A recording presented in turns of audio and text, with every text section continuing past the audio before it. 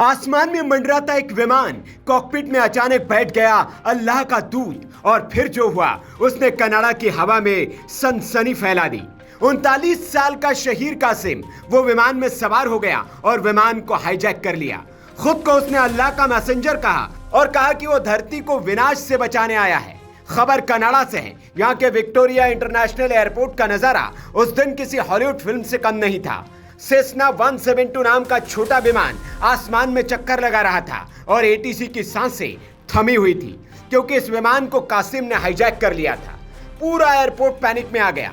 9 flights को divert करना पड़ा, एयर स्पेस ब्लॉक करना पड़ा, यहां तक कि कनाडा ने फाइटर जेट तक भेज दिए। रॉयल कैनेडियन माउंटेड पुलिस के मुताबिक वारदात विक्टोरिया इंटरनेशनल एयरपोर्ट के फ्लाइंग स्कूल में घटी जब 39 साल के शहीर कासिम ने एक फ्लाइट ट्रेनर को धमकाया और सेस्ना 172 विमान का कंट्रोल अपने हाथ में ले लिया। यह विमान विक्टोरिया फ्लाइंग क्लब का है जो दर्शनीय स्थलों की यात्रा, चार्टर और डिस्कवरी उड़ानों सहित सालाना 12,000 उड़ानें संचालित करता है।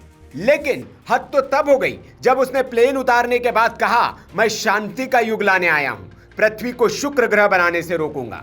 अब शहीर कासिम सलाखों के पीछे है और उसकी सुनवाई 22 जुलाई को होगी। लेकिन उसने जो कहा वह हैरान करने वाला है। सवाल यह है कि कासिम ने प्लेन को क्यों हाईजैक किया, बताएंगे। लेकिन पहले यह जान लीजिए कि जांच अधिकारियों ने क्या कहा। अपहरणकर्ता फ्लाइंग स्कूल पहुंचा और किसी फ्लाइट में यात्री बनकर घूमने का चार्ज पूछने लगा।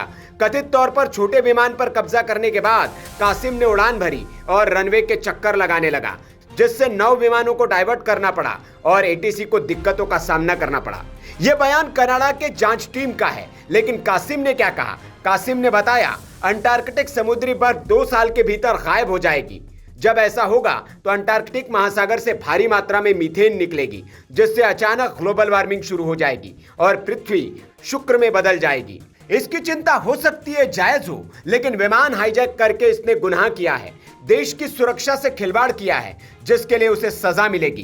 क्योंकि कनाडा के कानून के मुताबिक उड़ते हुए विमान को डाइवर्ट कराना भी गंभीर अपराध की श्रेणी में आता है और कासिम ने इससे बड़ा गुनाह किया है। Bureau report, VK news. VK news, राष्ट्र के नाम।